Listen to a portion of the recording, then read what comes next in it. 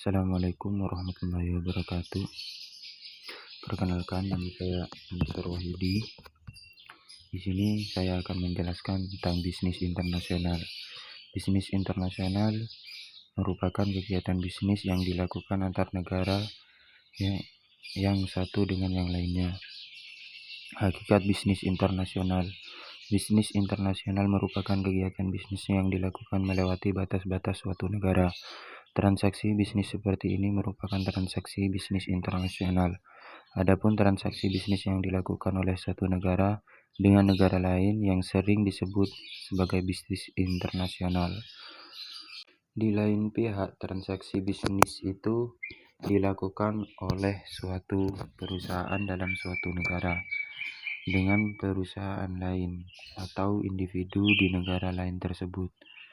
Disebut pemasaran internasional atau international marketing. Pemasaran internasional inilah yang biasanya diartikan sebagai bisnis internasional. Meskipun pada dasarnya ada dua pengertian. Yang pertama, perdagangan internasional. Dalam hal perdagangan internasional yang merupakan transaksi antar negara itu biasanya dilakukan dengan cara tradisional, yaitu dengan cara ekspor dan impor. Dengan adanya transaksi ekspor dan impor tersebut, maka akan timbul neraca perdagangan antar negara atau balance of trade. Suatu negara dapat memiliki surplus neraca perdagangan atau defisit neraca perdagangan. Neraca perdagangan yang surplus menunjukkan keadaan di mana negara tersebut memiliki nilai ekspor yang lebih besar daripada dengan nilai impor yang dilakukan dari negara partner dengannya. Dengan neraca perdagangan yang mengalami surplus ini, maka apabila keadaan yang lain konstan, maka aliran kas suatu negara akan lebih besar dengan aliran kas keluarnya ke negara partner dengannya tersebut. Besar kecilnya aliran uang kas masuk dan keluar antar negara tersebut sering disebut sebagai neraca pembayaran atau balance of payment. Dalam hal ini, neraca pembayaran yang mengalami surplus ini sering juga dikatakan bahwa negara ini mengalami pertambahan devisa negara. Sebaliknya, apabila negara itu mengalami defisit neraca perdagangannya, maka berarti nilai impornya melebihi nilai ekspor yang dapat dilakukan dengan negara lain tersebut. Dengan demikian, maka negara tersebut akan mengalami defisit neraca pembayarannya dan akan menghadapi pengurangan devisa negara.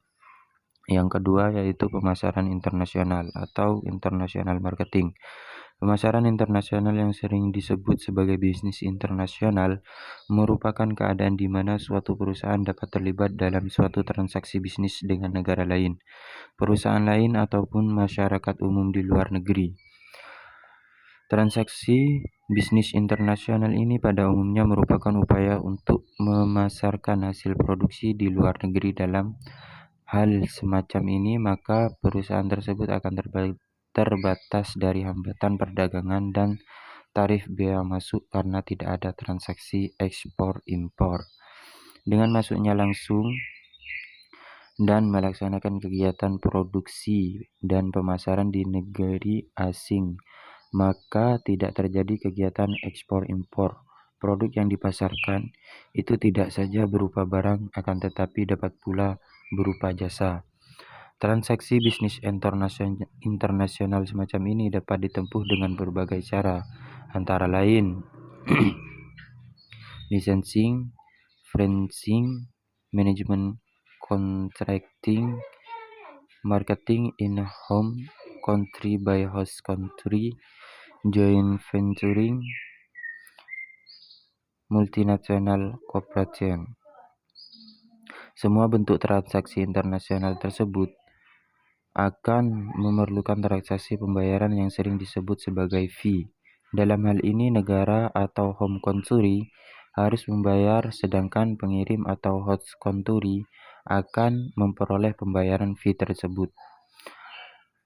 Yang selanjutnya, alasan melaksanakan bisnis internasional. Yang pertama, spesialisasi antar bangsa-bangsa. Yang kedua, pertimbangan pengembangan bisnis. Spesialisasi antar bangsa-bangsa, manfaatkan semaksimal mungkin kekuatan yang ternyata benar-benar paling unggul sehingga dapat menghasilkan secara lebih efisien dan paling murah di antara negara-negara yang lain. Menitikberatkan pada komoditi yang memiliki kelemahan paling kecil di antara negara-negara yang lain. Mengkonsentrasikan perhatiannya untuk memproduksi atau menguasai komoditi yang memiliki kelemahan yang tertinggi bagi negaranya.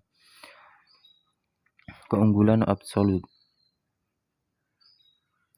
Suatu negara dapat dikatakan memiliki keunggulan absolut apabila negara ini memegang monopoli dalam berproduksi dan perdagangan terhadap produk tersebut. Hal ini akan dapat dicapai kalau tidak ada negara lain yang dapat menghasilkan produk tersebut, sehingga negara itu menjadi satu-satunya negara penghasilan yang pada umumnya disebabkan karena kondisi alam yang dimilikinya, misalnya hasil tambang, perkebunan, kehutanan, pertanian, dan sebagainya.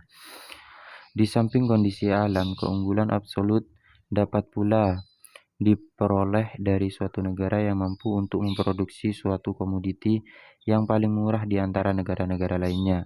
Keunggulan semacam ini pada umumnya tidak akan dapat berlangsung lama karena kemajuan teknologi akan dengan cepat mengatasi cara produksi yang lebih efisien dan ongkos yang lebih murah. Keunggulan komparatif. Konsep keunggulan komparatif ini merupakan konsep yang lebih realistik dan banyak terdapat dalam bisnis internasional. Suatu keadaan di mana suatu negara memiliki kemampuan yang lebih tinggi untuk menawarkan produk tersebut dibandingkan dengan negara lain. Kemampuan yang lebih tinggi dalam menawarkan suatu produk itu dapat diwujudkan dalam berbagai bentuk, yaitu ongkos atau harga penawaran yang lebih rendah, mutu yang lebih unggul meskipun harganya lebih mahal, komunitas penyediaan atau supply yang lebih baik, stabilitas hubungan bisnis maupun politik yang baik, tersedianya fasilitas penunjang yang lebih baik, misalnya fasilitas latihan maupun transportasi. Alasan melakukan bisnis internasional yang kedua, pertimbangan pengembangan bisnis. Manfaatkan kapasitas mesin menganggur yang dimiliki oleh suatu perusahaan. Produk tersebut di dalam negeri sudah mengalami tingkat kejenihan dan bahkan mungkin sudah mengalami tahap penurunan, sedangkan di luar negeri justru sedang berkembang. Persaingan yang terjadi di dalam negeri kadang justru lebih tajam ketimbang persaingan terhadap produk tersebut di luar negeri. Mengembangkan pasar baru ke luar negeri merupakan tindakan yang lebih mudah ketimbang mengembangkan produk baru di dalam negeri. Potensi pasar internasional pada umumnya jauh lebih luas daripada pasar domestik.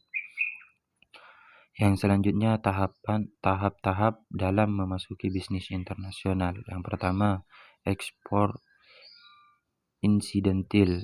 Yang kedua, ekspor aktif. Yang ketiga, penjualan lisensi. Yang keempat, franchising. Yang kelima, pemasaran di luar negeri. Yang keenam, produksi dan pemasaran di luar negeri. Ekspor insidentil. Dalam rangka untuk masuk ke dalam dunia bisnis internasional, suatu perusahaan pada umumnya dimulai dari suatu keterlibatan yang paling awal, yaitu dengan melakukan ekspor insidentil. Dalam tahap awal ini pada umumnya terjadi pada saat adanya kedatangan orang asing di luar negeri di negeri kita, kemudian dia membeli barang-barang dan kemudian kita harus mengirimnya ke negeri asing itu.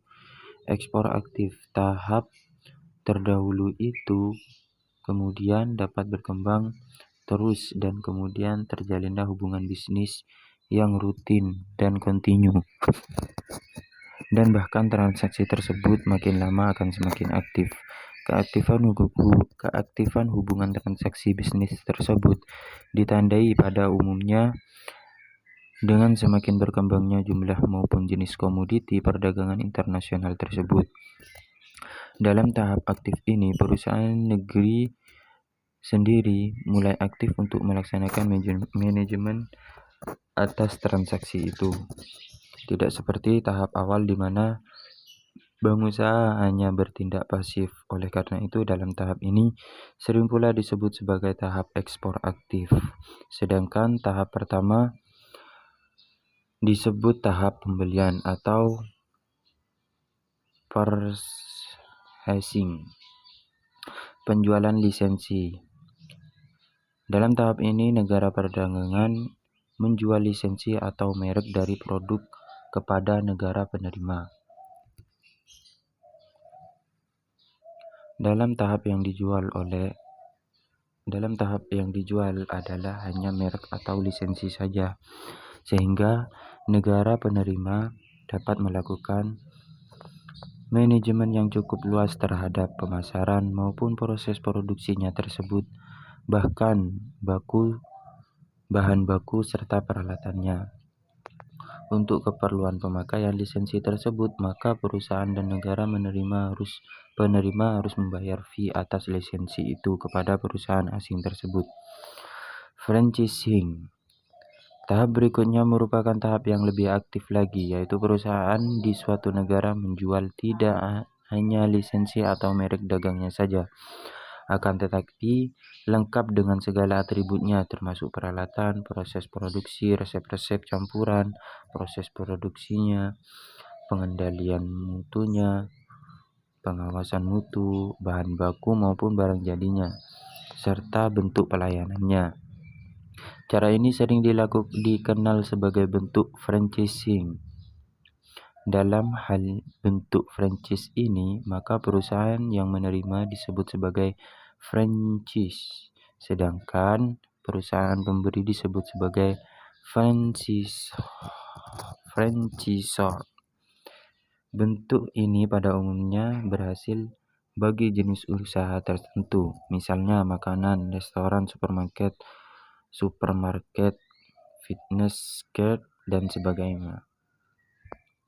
Yang selanjutnya, hambatan dalam memasuki bisnis internasional. Yang pertama, batasan perdagangan dan tarif bea masuk, perbedaan bahasa, sosial, budaya, dan kultural, kondisi politik, hukum, perundang-undangan, hambatan operasional. Sekian presentasi dari saya, kurang lebihnya mohon maaf. Wassalamualaikum warahmatullahi wabarakatuh. Terima kasih.